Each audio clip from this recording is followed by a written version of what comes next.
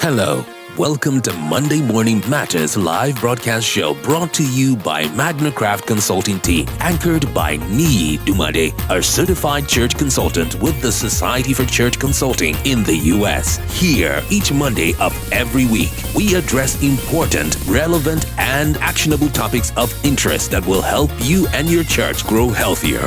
And now, meet your host, Niyi.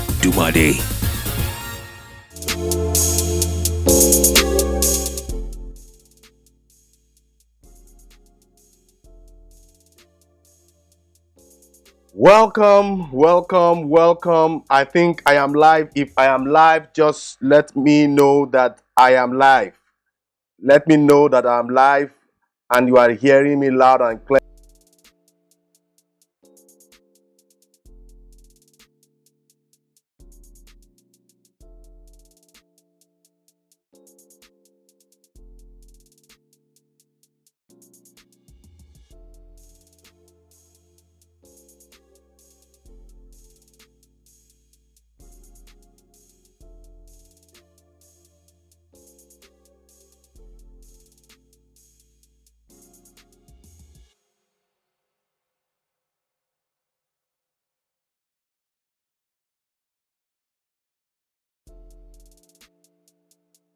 Okay, good morning, everyone. I'm live on Facebook. Thank you for hooking up with us. My name is Niyi. I'm the founder and the CEO of Magnicraft Consulting. Niyi is my name. I'm the founder and the CEO of Magnicraft Consulting. Magnicraft Consulting is a church consulting firm that helps local churches to grow healthier through empirical assessment, trainings, and strategic blueprints. Okay? And so I'm here to just continue what we started last week, although it was delayed. Today also is delayed because today is a public holiday in Nigeria. Today is Democracy Day, June 12th, which was also marked with the respect to Chief MKO Abiola. And so today is a public holiday. I'm sorry that today is a delayed broadcast. Please just take us as it is today. I'm also a certified church consultant with the Society for Church Consulting in the US. I actually have a double certification from the Society for Church Consulting and Church Answers. I'm going to talk a little bit more on how you can be a church consultant from Church Answers, which is Church Consultation University. This is a live broadcast show, and so it's always every Monday, 7 a.m. GMT Nigerian time. I'm also known as a church health guardian of the 21st century. A big thank you to all those on YouTube, on social media handles. A big thank you to all those who are commenting, who are liking our posts, sharing our posts, telling us how timely our posts. I've had some people chatting up that how can I become a church consultant? And so I'm here getting some feedback. And thank you for all those who are commenting on our social media handles, who are also liking and sharing to their network. We do not take it lightly. I'm going to go straight on with the business of today. One of the things that we're going to talk more is on the issue of major church issues to be addressed today. If you don't address those issues, it will become very problematic for you. Major issues church leaders need to address today. Major issues church leaders need to address today. And before I go into that topic, I will want to also let you know that Church Answers is giving out massive discount to those who want to become certified as a church consultant. You want to be trained, you want to be certified as a church consultant to help revitalize more and more churches. There are quite a lot of churches all over the world, and they need help. They need outside help. Outside help is way different from help that you're getting from inside the church, because outside eyes comes with some form of wisdom. And here in Church Constitution University, you are going to be trained, you're going to be equipped, you're going to be sharpened to be able to help churches revitalize in today's world. So please reach out to us in any of our social media handles, and I'm sure you'll get an answer from me directly. All right, from Niyi Dunmade directly. One of the things that I would say is that a lot of our churches are having a lot of issues because of the complexity our world is. Okay, COVID-19 has come to expose the complexity, the ambiguity, the lack of simplicity, and also some form of complexity into the way things are run in the world. And so because of that, there is a shift from gradualism to urgency. Okay, those days, if you want to make a culture shift or you want to inject something that will bring about a change, you do it a form of gradualism. Okay, gradual, where you can take 10 years to be able to effect a change in certain tenets of a culture or certain practices of some cultures. But right now, there's a shift from gradualism, trying to take things at your own pace. Because the thing is, if you are not urgent about it, the church is going to die. You see, when you shift towards urgency, that means that the fabric of the church is at stake. The life of the church is in jeopardy. And so there is a likelihood that the church will go extinct except something is done correctly. And so what are the three major areas? I know I mentioned that last week's Monday. And if you have missed that, please go to my Facebook page, go to my YouTube channel, and you will get quite a lot of all our videos on our Facebook channel and on our YouTube channel. You're going to see quite a lot of videos on my. So somebody went there and said, "Wow, this is a gold mine of information." Yes, go ahead and dig. It's free, but it's not everything about me that is free.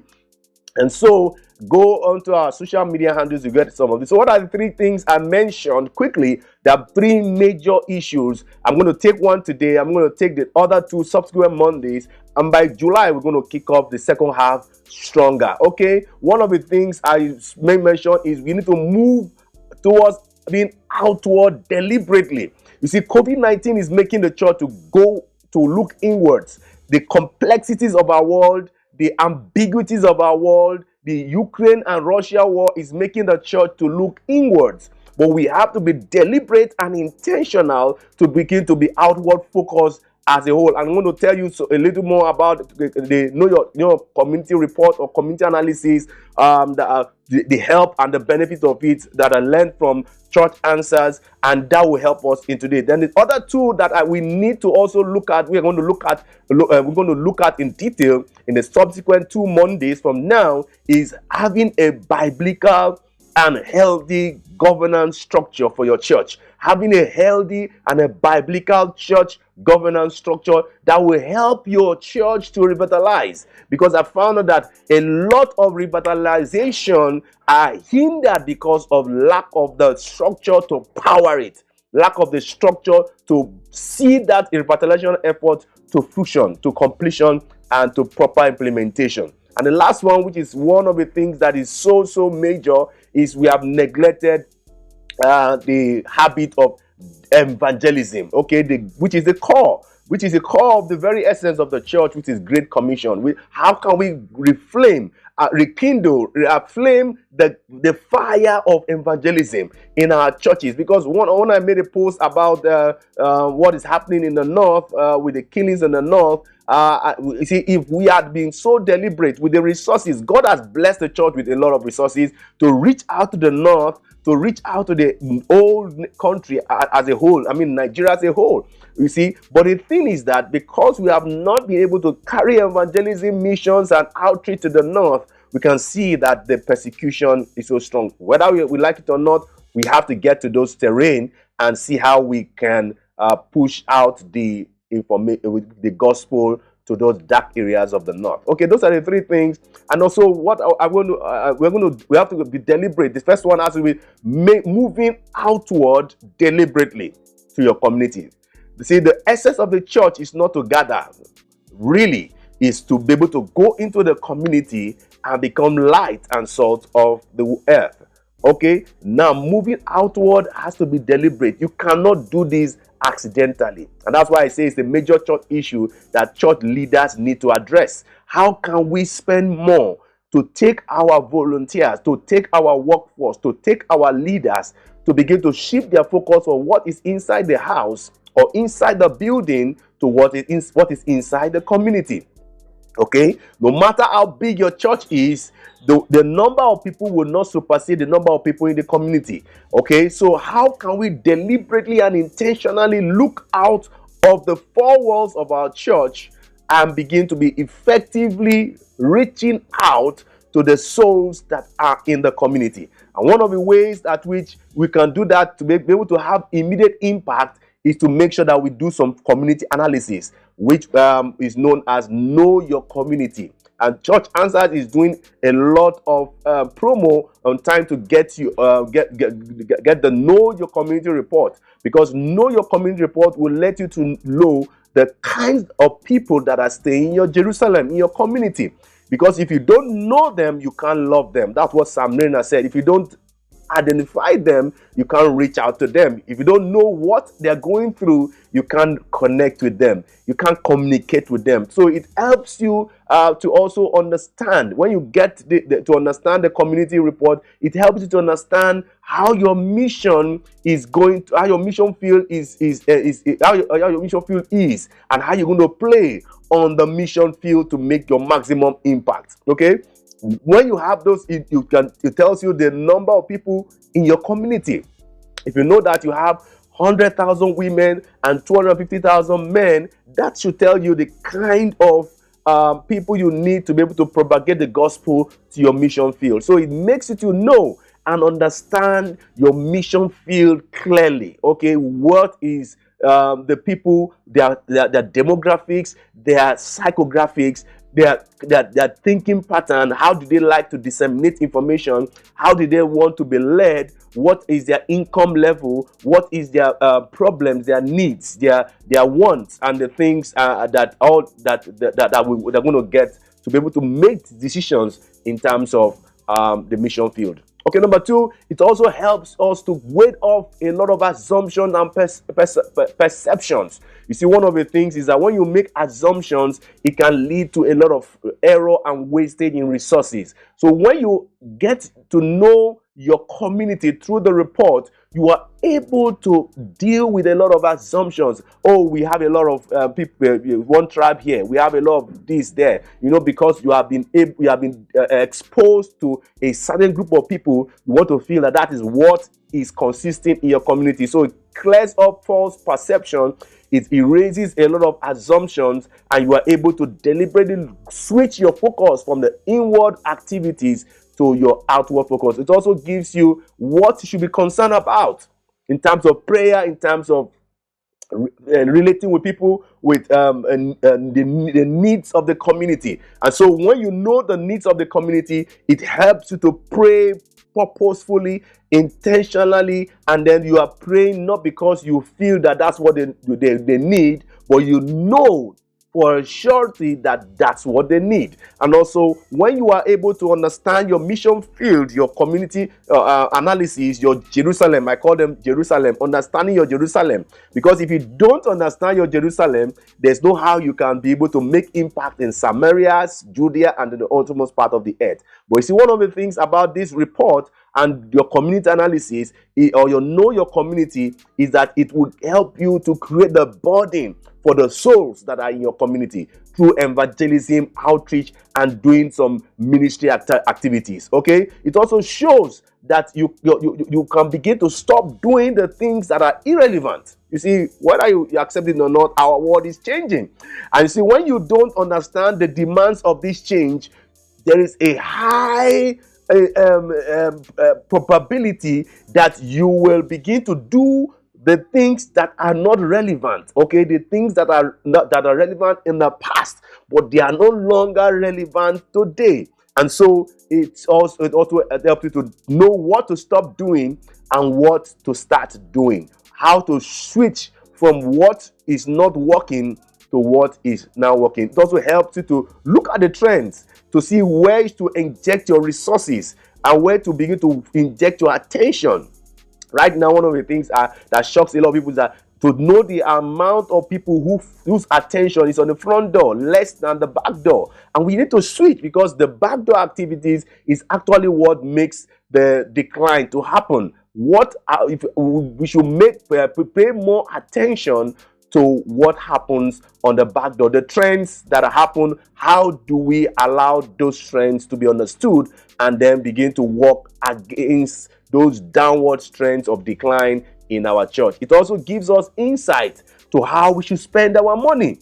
You see, one of the things I would say is a lot of churches spend on activities that are attributed to the front door activities. Okay, you have billboards, you have Facebook ads, you have flyers, you have SMS blasts, your email blasts, all your front door activities. Most churches usually want to spend more because they believe once we spend more on the front door, doing some marketing effort, we're going to get more people into the church. But the thing is, volumes of guests coming into the front door does not guarantee that your church is growing when your back door is not having some form of attention. And so when you are able to know your Jerusalem, you know your community, or get to understand your terrain, where your church is located, you'll be shocked that you'll be able to have some insight that will guide you in how you should allocate resources, whether money, human resources, non-human resources, to those things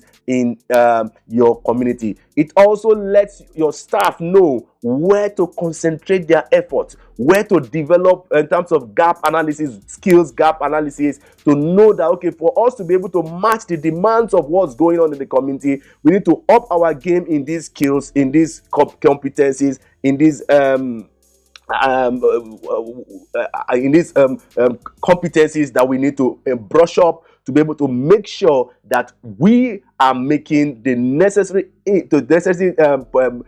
way to inspire the ministry towards reaching out to the community. It also helps us, the report also helps us to understand how best to be able to get to utilize our facilities. See, your church is not supposed to be active only on Sundays. Okay, it's not meant to be a Sunday affair. In fact, the early church was a daily church affair. So how can your church be having activities? We're not saying that you should have church activities every day, but your church facility must be active to make impact in the community. Maybe you can use your Mondays for mental health counseling, on Tuesdays to do some business seminars, on Wednesdays every day of the week. It's not supposed to be just for Bible studies one time or meeting in a week. And on Sunday, we need to make sure that our facility is actually making community impact, because the people are coming for empowerment, from people to equip them to be able to make some massive relevance in the community. We need to also make sure that is how you're going to make community impact, and that's how you're going to switch from being inwardly focused to being outwardly focused. Being inwardly focused is not good for the health of your church on a long term, because there's no church that can survive being an island. Okay, you need to be able to go into the world to preach the gospel. You need to go into the Jerusalem, or your Judea, your Samaria, to the most part of it, go beyond the four walls of the church. And I believe so strongly that is this message that COVID-19 brought, that the church needs to go beyond the four walls of the church to be able to reach out to the community and to make the impact. And these are issues that church leaders need to address. How can we become more impactful in our community? How can we become more impactful in our community? It's so sad that some churches are existing in some communities, and the people, 80% of the people in the community do not know that church exists in the community. And so the reason why they do not know that you are there is because you are not doing activities that touches their needs or that touches their want in that community. There is a reason why your church is in that community. Samrina says, and I love that statement so well, that your church address or your location where your church is right now is not by accident. There is a reason why God planted your church where it is, and there's a reason why God planted your church in that location, because He has the people around your community in His heart, and there's a way that your light and your salt have to be relevant to those people, those souls, those human beings that are around the community that your church is located. I want to do some promos quickly, and then I would say that Church Consultation University is bringing massive discount to us in Nigeria. You are a Nigerian pastor, you have quite some good experience, you want to just get some formal training, you have been a church consultant, you need to get some formal training to become a certified church consultant from Church Answers. Please reach out to me to how you become a certified church consultant to be able to revitalize, to help more churches and assist them become healthier. Reach out to me in any of our social media handles, and that will be so nice for me to give you all the details on how you can become a church consultant. Church Answers is giving quite a lot of discount, over 40% discount. If you go straight to them, they are quite on the high side, but good value for your money. Reach out to me, and you will see how we can be able to get that discount across to you, becoming a certified church consultant. And that might be, as you're pastoring your church, you can use what you have learned to help your church become healthier. You can also use that to also help other churches become healthier. I can tell you for free that in the ocean of church consulting in Nigeria, we need a lot of people, because we have many churches that Dunmade alone cannot reach out to all of them. So please feel free to hook up with me. I'm going to give you a well laid down plan. You can pay instrumentally, you can pay one-time payment on the platform, and let's see how that will help you become a church consultant in no time, as less as 3 to 6 months. Fantastic information in Church Consultation University. Please feel free to go on Church Answers and a website. You see quite a lot of information that can help your church. A lot of information from Tom Rayner, from Sam Rayner, and from the team, myself also inclusive. We're going to help. We are all here to team up together to help churches become healthier. Okay, you have any church related questions, inquiry, let us have it on the social media handles. Please, I will be glad to hook up with you on WhatsApp, on any of our social media handles, to take up your questions and then give you the relevant answer that you need. If this video has been helpful to you, give us a thumbs up, give us a like, share us to your community, share us to your network, drop us a comment. You've learned from me. I would love to hear from you. I want to learn from you. Drop us a comment in the comment section on the YouTube channel. Feel free to tell me how you feel about Monday Morning Matters, or any question. We do church consultations. We also do revitalization. We also do trainings. We also do strategic planning. Please reach out to us in any of our social media handles and reach out to us. We do trainings. I just came back from the city of Benin to do trainings from some leaders. It was fantastic. Please reach out to us on how we can help your church in terms of consultation, revitalization, training, and probably strategic blueprint. Reach out to us so we can help your church move from where it is to where it should be. All right. Thank you. Till I come your way next week, Monday, with the continuation of the issues church leaders need to address today. I say bye-bye. God bless you. And I love you from the depth of my heart.